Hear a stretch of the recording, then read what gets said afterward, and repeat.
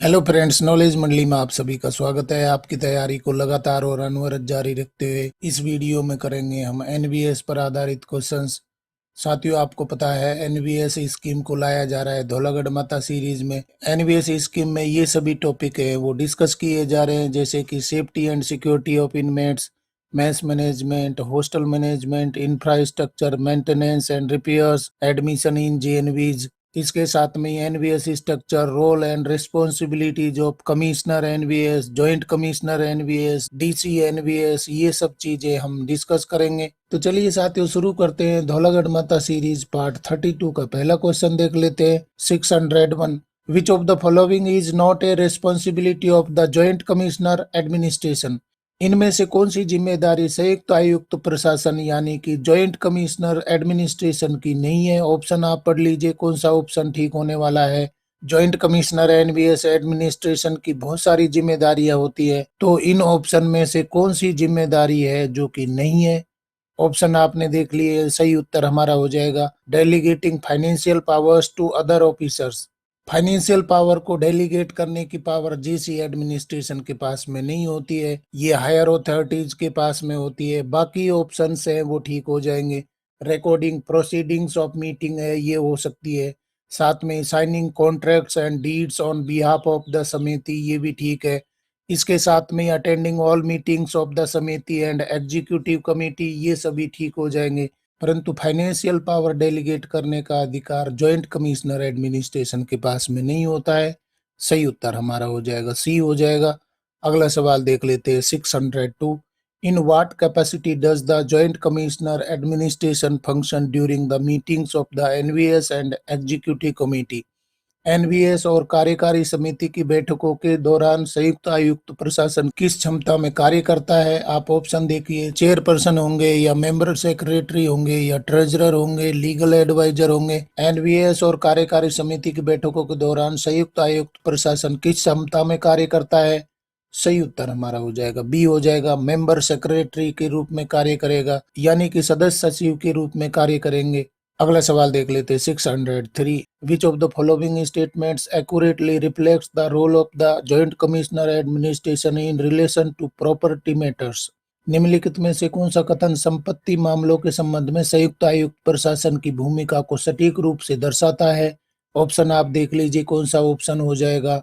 Joint commissioner administration है वो property matter से संबंधित कौन से रोल रिस्पॉन्सिबिलिटी निभाते हैं। सही उत्तर हमारा हो जाएगा डी हो जाएगा, all contracts, deeds and other instruments except instruments related to assurance of property unless duly empowered in this regard by a power of attorney executed by the committee. तो बहुत अच्छी बात बताई गई है।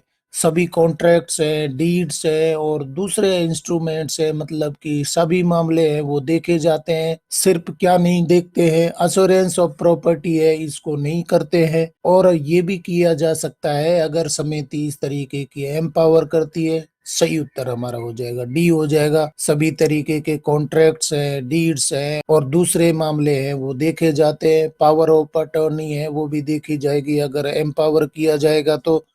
अगला सवाल देख लेते हैं। 604, what is the primary responsibility of the joint commissioner administration in the NVS. NVS में संयुक्त आयुक्त प्रशासन की प्राथमिक जिम्मेदारी क्या है। आप ऑप्शन देखिए, ए हो जाएगा कि बी हो जाएगा कि सी होगा कि डी होगा। कौन सा उत्तर ठीक होने वाला है। सही उत्तर आप पता लगाइए, जॉइंट कमिश्नर एडमिनिस्ट्रेशन के क्या रोल हो जाएंगे, प्राथमिक कार्य क्या हो जाएंगे। सही उत्तर हमारा हो जाएगा बी हो जाएगा, overseeing the registered office of the NVS.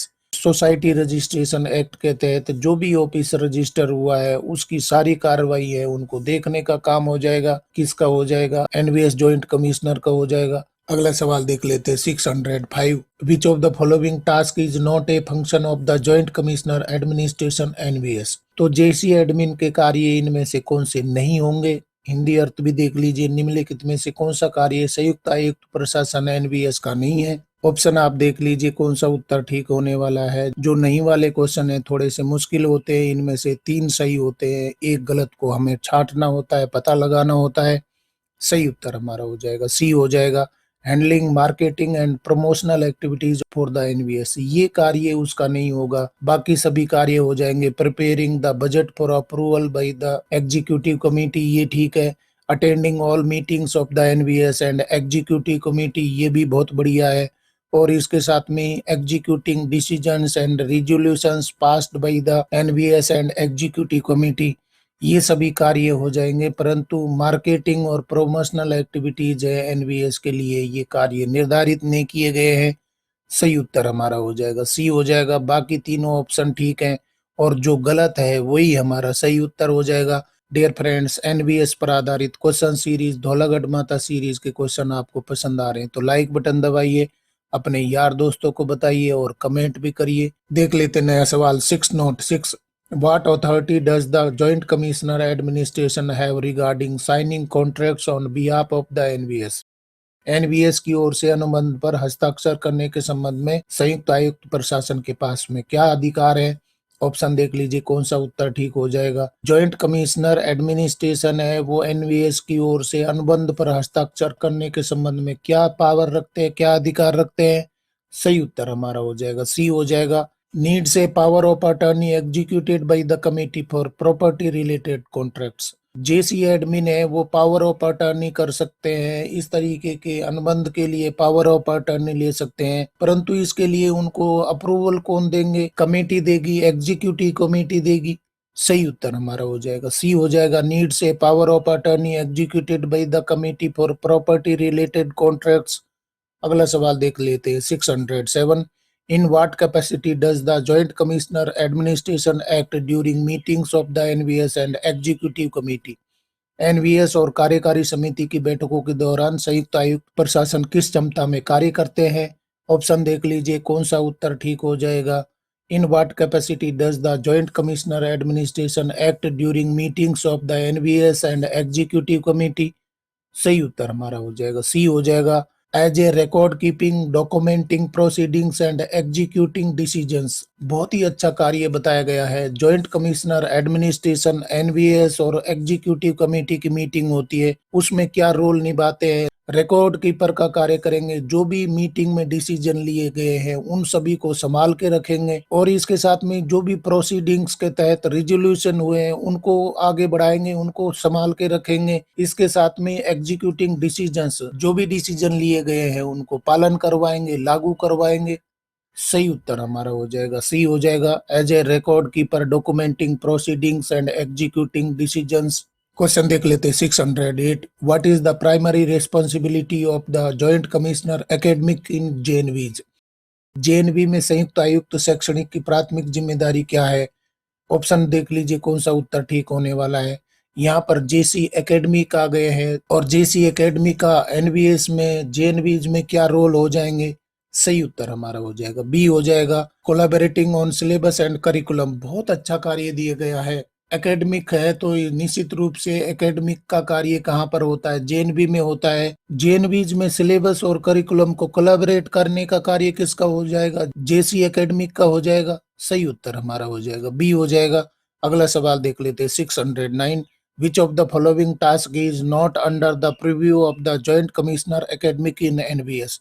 निम्नलिखित में से कौन सा कार्य एनवीएस संयुक्त आयुक्त शैक्षणिक के दायरे में नहीं आता है?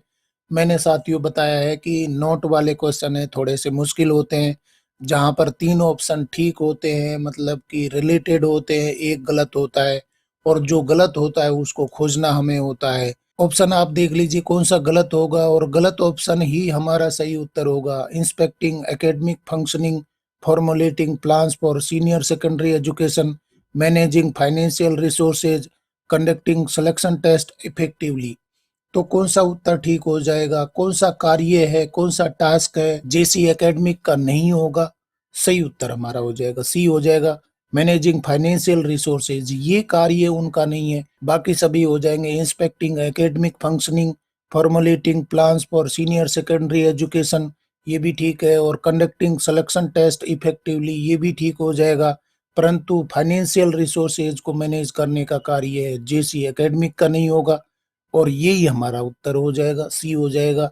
अगला सवाल देख लेते हैं 610। What is one of the responsibilities of the joint commissioner academic with respect to teachers and staff in NVS?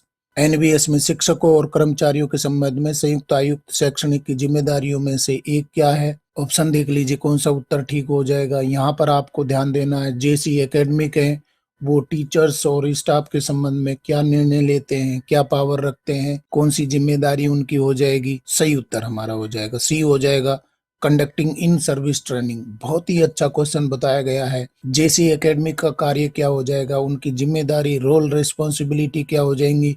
जो भी एनवीएस के कर्मचारी हैं उनकी इन सर्विस ट्रेनिंग को कंडक्ट करना, ऑर्गेनाइज करना, मैनेज करना किसका कार्य हो जाएगा? जेसी एकेडमिक का हो जाएगा। सही उत्तर हमारा हो जाएगा सी हो जाएगा। डियर फ्रेंड्स, एनवीएस पर आधारित क्वेश्चन सीरीज, धौलागढ़ माता सीरीज के क्वेश्चंस आपको पसंद आ रहे हैं तो लाइक बटन दबाइए, अपने यार दोस्तों को जरूर बताइए और बेल आइकन भी दबा दीजिए जिससे कि नया नोटिफिकेशन आए तो आपको अपडेट मिल जाए। देख लेते हैं अगला सवाल 611।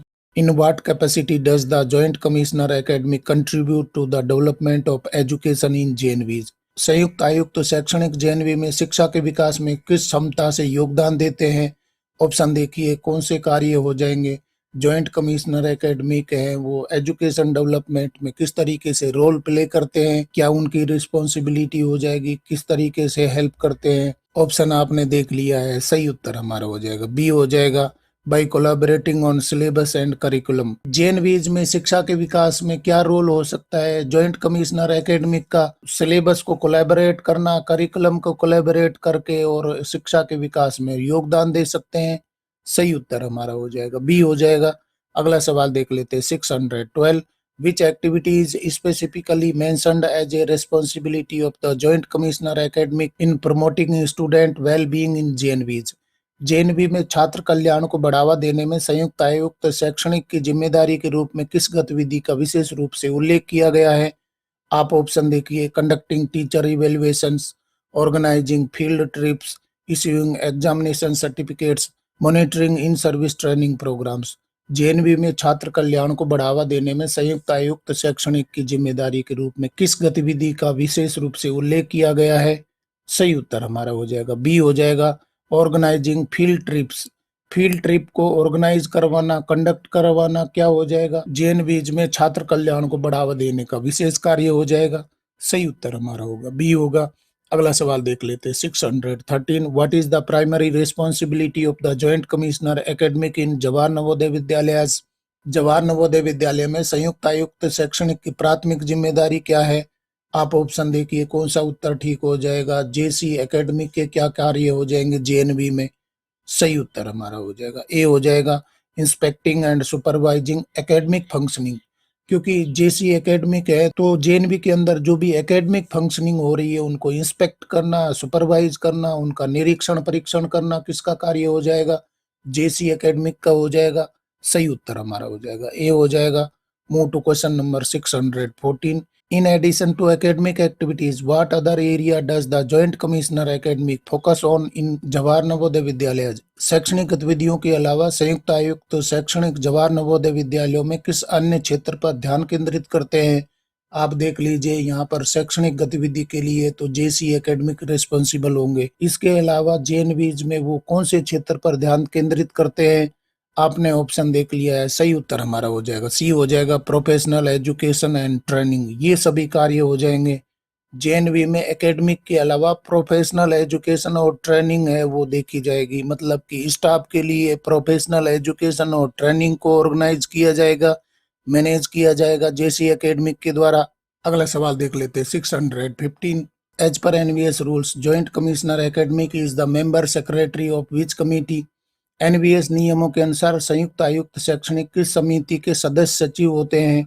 Financial advisory committee, personal advisory committee, academic advisory committee, infrastructure development committee.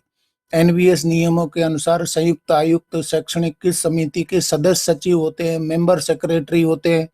सही उत्तर हमारा हो जाएगा सी हो जाएगा, एकेडमिक एडवाइजरी कमेटी के मेंबर सेक्रेटरी होते हैं यानी कि सदस्य सचिव होते हैं। डियर फ्रेंड्स, क्वेश्चन पसंद आ रहे हैं तो लाइक बटन दबाइए और अगर आप उचित समझते हैं तो अपने यार दोस्तों को भी बताइए। अगला सवाल देख लेते हैं 616। Joint commissioner academic is responsible for conducting which specific examination.